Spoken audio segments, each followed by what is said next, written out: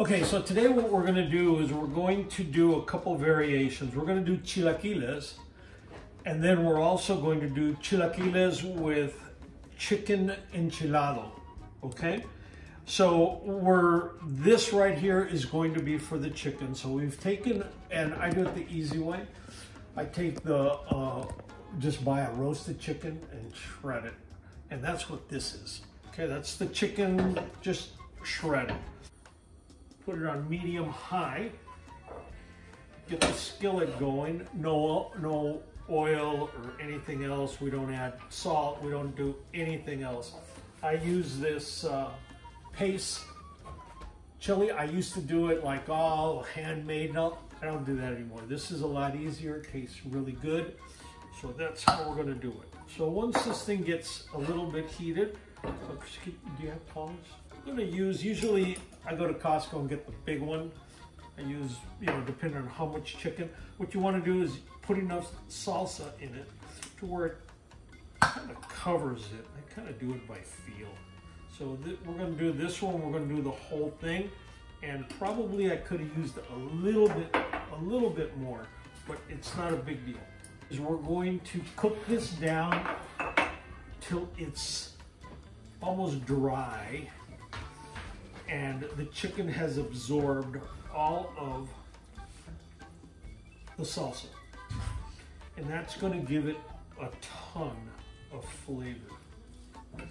Okay, so I'm just working the chicken and the salsa in as good as we can, and then I'm just going to let it cook down and evaporate itself into the chicken.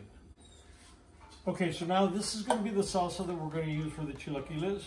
I use a can of tomato sauce and a can of stewed tomatoes. So I put the tomato sauce in there already. So now we're going to put the stewed tomatoes in there. We're going to add some salt.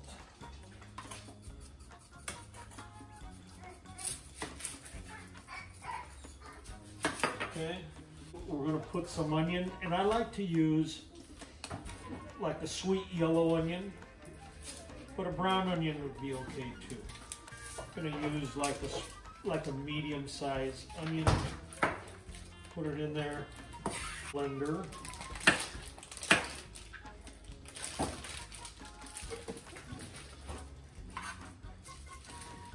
And just like that. And I think I'm going to use that much. I'm going to leave this much of it out. Okay? I'm going to put just a little tiny bit of garlic.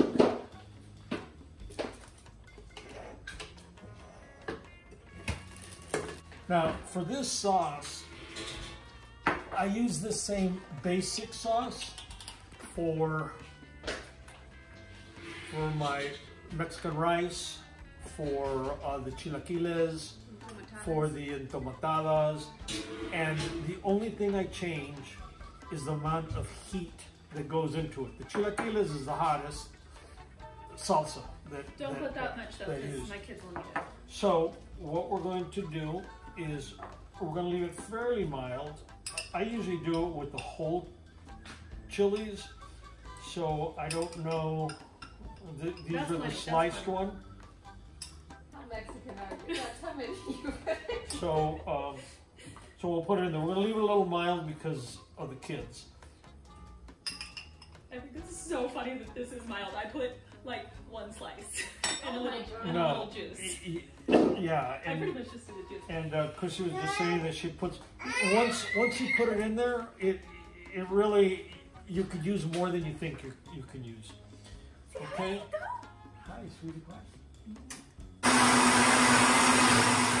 Okay, so we're cooking this down. Like I say, we'll continue turning it and stuff. The first part of it will take a little bit of time, or you can leave it for a while. Then as it starts to evaporate and get closer to less liquid and it drying out more, you'll have to mess with it a little bit more just so it doesn't burn. Okay.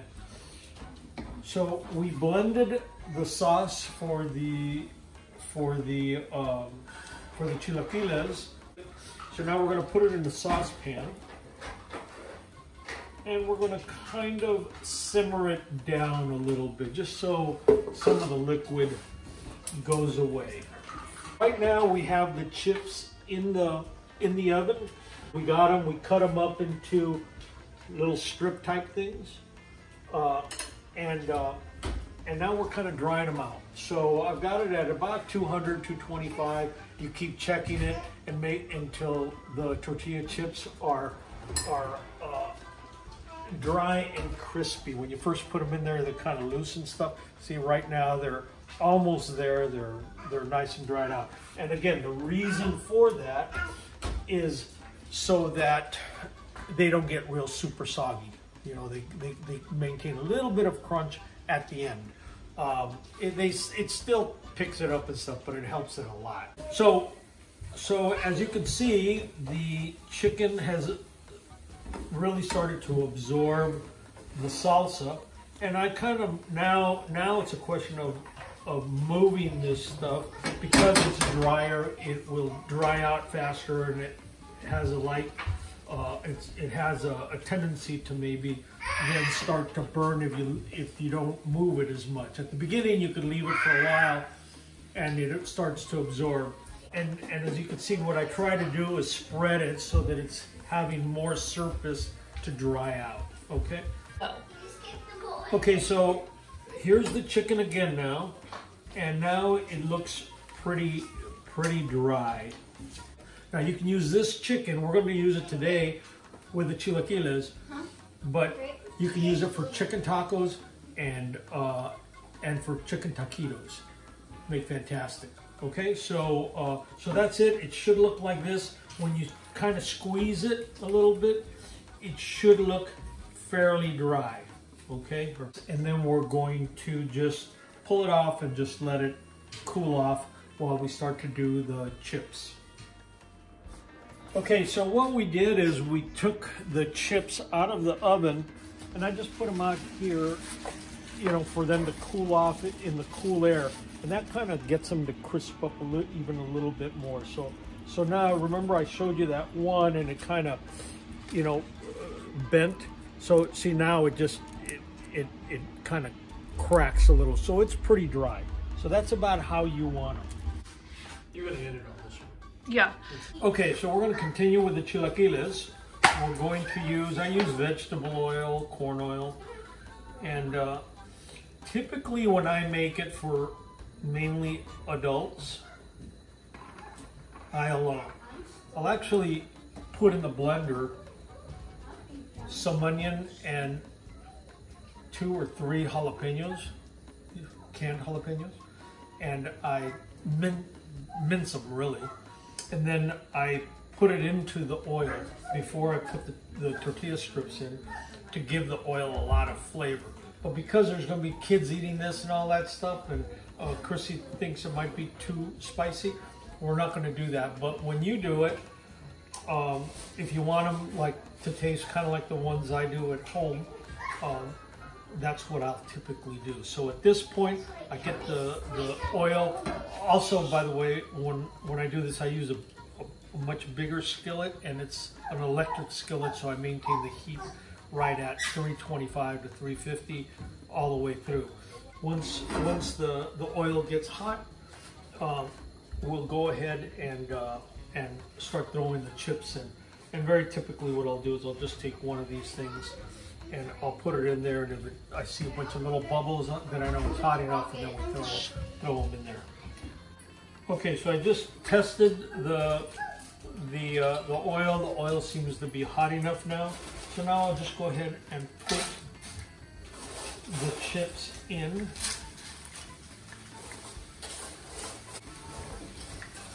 And Chrissy, you have a spatula probably in here? Mm-hmm. Okay. So what you want to do is toss these so that they all are getting coated with the oil, with a hot oil. Trying to get them all to be kind of a golden color. Okay, so now what we did, we've got the chips to where we want them in terms of the goldenness and all that stuff. So what I did is, and I didn't film it, drained most of the oil out, all of the oil out. So now I'll turn the heat back on, low. I'll start to add the sauce.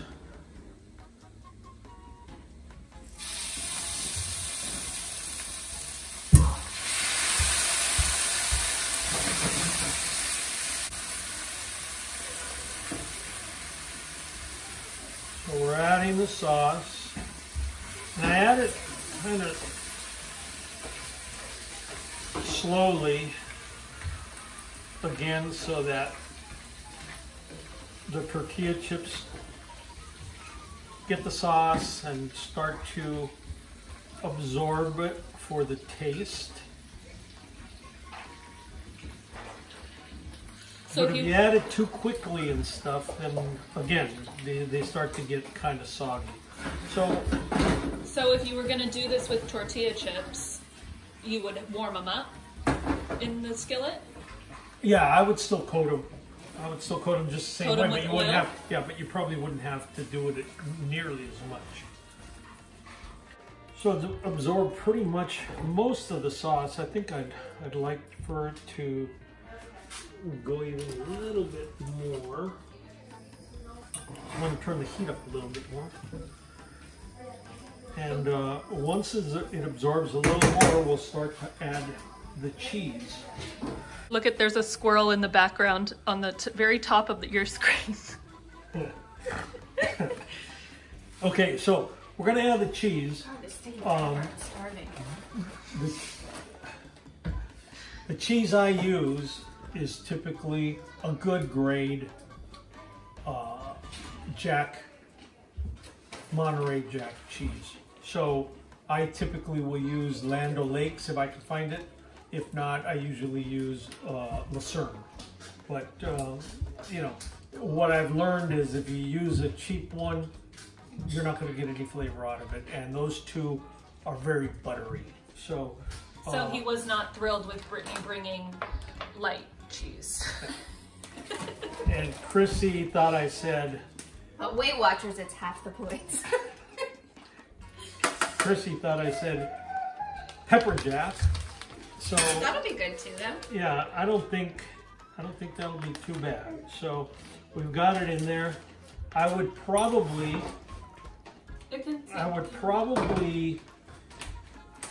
use a little more than that, but this will work. And typically, the reason being is once I start to kind of work the cheese in, it'll kind of disappear, and then I like to put a little bit more on top to just make it look more, but this is fine. The other variation that I'll do is I'll do this, and then at the very end, I'll add some crumpled queso fresco or queso ranchero on top. It's more of a harder dry cheese, and it's salty, so it's kind of I like the flavor that it gives it. The kids like the flavor. Some people like to also put sour cream over it. Yeah, that's fine on the individual plate, not in the pan. And lastly, this variation is going to have the chicken. But I think what we're going to do is not add the chicken to the whole thing unless Chrissy wants it. Maybe what we'll do is, hey, if people want it like this, they'll do it like this. And if they want to add some chicken to it, they can add some chicken to it. This same chicken, like I said before, works really good for taquitos, tostadas, tacos. So, you know, we've made quite a bit, so we'll probably only use a quarter of it for this, and then I would just save a little bit more for the tacos. And then, of course, it's good for eating right out of the pan, the way Britt just has been loading up on it. Yelling at us for picking it. So, yeah, I keep yelling at them, but so they wait until I get on camera and I'm talking to the camera, and then Britt comes over and starts gorging on it. Okay, so that's basically it.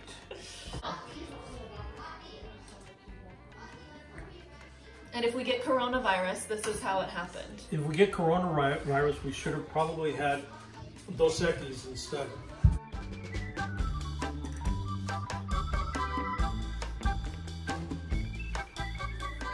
And she's a better cook than you. Nice and gooey. And then a little bit of that chicken with it.